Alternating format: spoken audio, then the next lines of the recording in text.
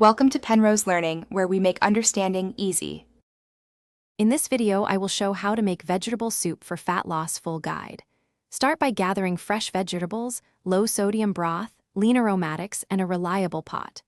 Prep vegetables by chopping uniformly and measure spices to control sodium and calories. Sauté aromatics briefly, add broth and vegetables, simmer until tender, then blend partially for texture. Season carefully, portion into containers, and refrigerate for quick, healthy meals. Gather the ingredients in one place and wash everything thoroughly to save time. Chop vegetables to similar sizes so they cook evenly and blend consistently. Measure broth and spices to keep portions precise and calories predictable.